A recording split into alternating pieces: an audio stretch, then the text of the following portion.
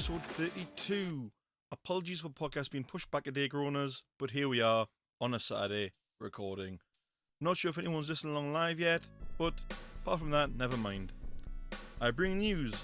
Officially, as of last Sunday, thanks to you lot, the 400 download milestone for the podcast has been completely squashed. Now I need every single one of you to push it even harder to get to 500, and then when we hit that milestone, I intend to start designing and producing merchandise. So watch this space and you may be able to get God knows what featuring the Groan Zone. Mugs, keyrings, hoodies, who knows? We will see. But the main question is, how can you help the Groan Zone out in its push to 500? You can send your groans in, your ideas in, your feedback, your well that's creepy and oh unlucky stories, as well as your hero and zero of the week nominations. There's a few ways to do this. Discord on the Groan Zone podcast channel, Facebook groups at the Groan Zone podcast, shouting me out directly on Facebook Messenger under Mr. E. Groaner, or email thegroanzonepod@gmail.com. If you're a member of the Groan Zone crew who knows me personally, you're more than welcome to give me a verbal groan, or I may just find you on the street and ask you the question, what annoys you in life? And that way I'll get your groan. But anyway, without revealing what's going on in the show this week, it'll be in the show notes. Let's get straight into it. Cut to the chase, here's my 3-piece of groans for the week. Groan number 1, people that clap their hands as they talk to you or give you sass. I mean, what are you doing? Applauding yourself or something? For talking or making a point? It's not necessary. Just look at somebody, talk to them. If you have to make hand gestures, so be it. Just don't clap your hands, because it's very patronizing and makes you look stupid yourself. Just stop it. Groan number 2. When a YouTube video only shows one side of an argument, and also you don't get to see the outcome at the end because the video gets cut off. Start at the very beginning so you get all sides of the argument, and at the end tell us the outcome. Don't just leave it up there in the air hanging there. Come on. Groan 3. People who abuse their power. Okay, so you've got authority. I don't know, you're a politician, policeman, teacher or something. You then abuse your power you've been given and are surprised when things go back to bite you on the backside. Just think smartly when you've got into a high position. Don't tread on a little person, because that little person could become a serious pain in the backside for you. Anyway, that's me for a week with my bag of groans, but yours, my dear groan crew, will be revealed later. It's time for Gimmie Da Question. You know the score. I give the answer, but you must give me the question. Straight in there with round number 1. Your answer is red or green. Your questions are: 1. What are the colours of train stoplights? 2. What is the official question of Mexico in relation to what chili sauce someone wants? 3. What are the most favourable colours of iced lollipops? Just see if anyone's playing along live. Nope, nobody in, so this looks like it's just going to be me and you that are listening to the show after I've recorded, but never mind. Pause if you need it. And yep, we're going to cut off there because no one's playing along live, so we'll just stop it there. Round number 2. Your answer is Kate Moss. Your questions are: number 1, who spoke out against Johnny Depp in a recent trial? 2, who played the first victim in Scream 3? Or 3, who is the face of Diet Coke? Again, pause if you need it. Still no one playing in live. Stop. Round 3. Your answer is Iceland. Your questions are: number 1, which country has the coldest mountain region? Number 2, which country relies on geothermal energy for their power supply? Or 3, which country owns the Iceland shopping chain? And stop right there. Again, pause if you need it. Right, that's it. Answers will come in before the end of the show. we're now going to move straight on to Ohhh Unlucky. So, I read about a guy recently who entered a raffle in a club in the south of UK. The prize? A brand new car. He won, however he was gutted and angry to find out that the car was the Fisher-Price foot-powered child's car. A foot-powered Fisher-Price child's toy car. Unlucky. I mean, why? Just why? But now, from my groans to games to your groans, audience. And this week's audience groan comes in verbally from Ben of Tyne and Ware. And he groans about people who lie. A brief and to the point groan, Ben, but yes, I totally get this. Lies shouldn't be acceptable if you're planning a gift for somebody or planning a surprise. If you buy into your own lies, eventually you'll never tell the truth or be able to tell the difference between truth or lie. You should never ever cry wolf. Thanks a lot, Ben.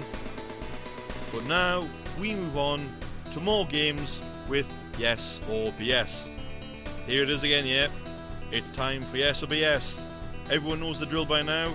Stay away from the false answers lest you be wiped of points. Before I start the game, I'm going to see if anybody's jumped in live. Nope, nobody in live, but no matter. Let's get to it. Since you'll probably be playing along after I've recorded, pause when you need to, answer in your own time, and then press pause again, and the show resumes. You know the score. You all know it by now. You must do. Here we go.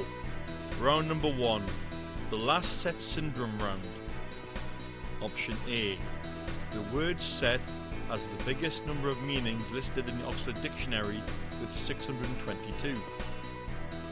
Option B. The last letter to be added to the alphabet was the letter J. Option C. Anton syndrome is where the brain cannot make sense of visual images. Pause if you need to. And that's it. Straight on with round number 2, the yo-yo brain rhyme round. Option A. The human brain is actually made up of 45% water. Option B. Before becoming a toy, the yo-yo was actually a weapon. Option C. The nursery rhyme Mary Had a Little Lamb is based on a true story. Pause right there. That's it. Straight on to round 3, cause again, looks like I've got no audience this week, but never mind.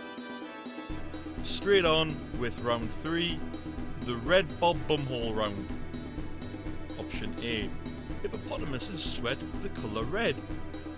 Option B. The chances of a baby being born minus a bumhole is 1 in 5,000.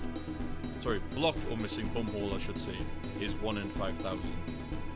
Option C. Before he was a painter, Bob Ross was actually a policeman. Someone's just came along in live there, but unfortunately I can't repeat the round. Sorry about that. Oh, they've gone straight in for B. Wow, okay. You may or may not be in with a chance of getting a point there, audience live member.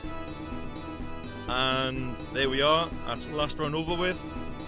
Again, if at any point during the course of those rounds you need to pause, feel free, then unpause at your leisure. We'll come back to the games afterwards and get to know what the scores are for those games. From games, we now move on to creepiness with, well, that's creepy.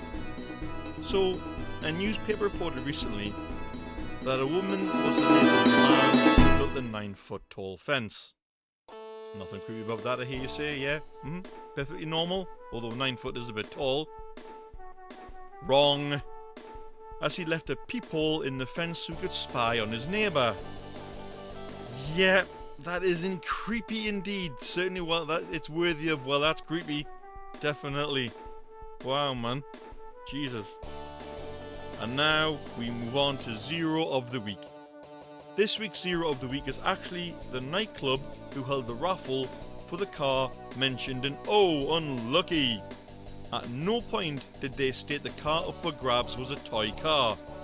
I'm not sure if this was resolved, but I know legal action was taken.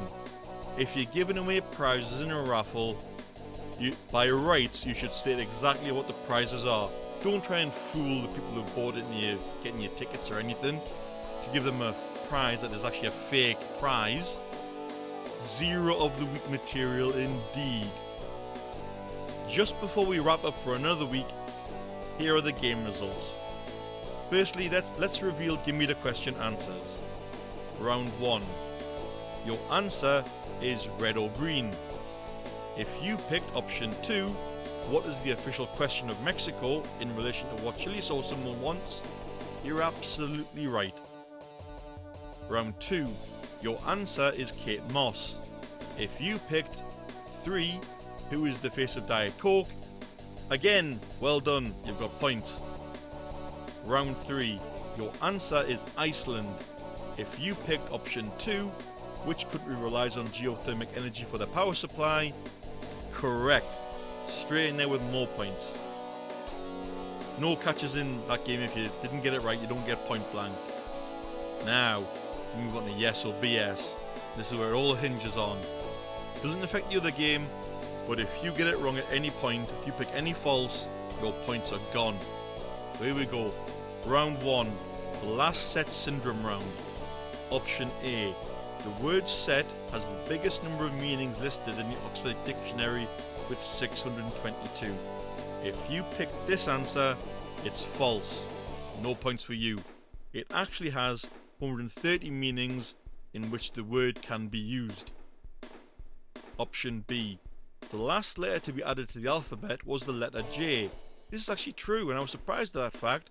It was added in 1524, but up to that point, the J sound was represented by the letter I. Option C. Anton syndrome is where the brain cannot make sense of visual images. You fell for this one, it's actually false. This syndrome is actually where you become blind and will both be unaware of it and even deny it.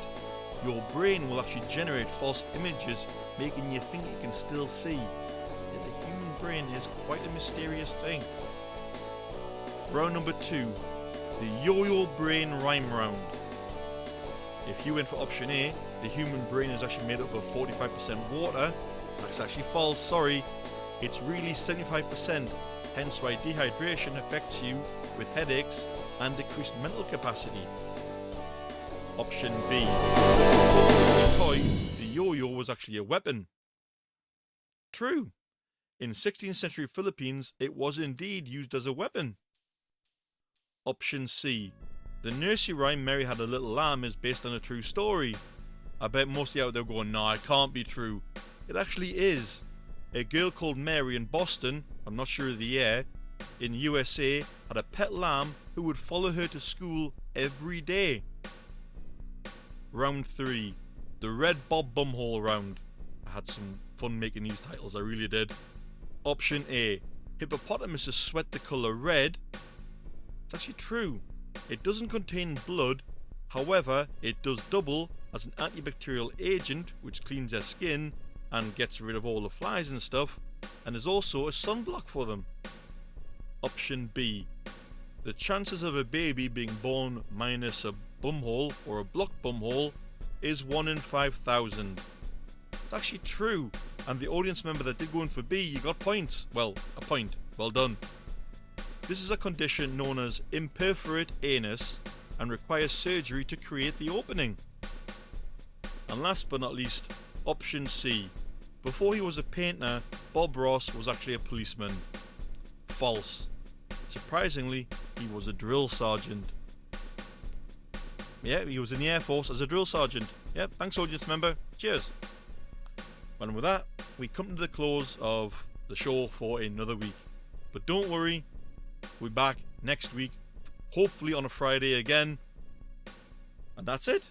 Yep, we're all over for this week. But don't forget, join us in the push to 500. Get it to 500, then I'll start making merch that you guys can wear your groans onliness with pride. Take care all. I'll see you later.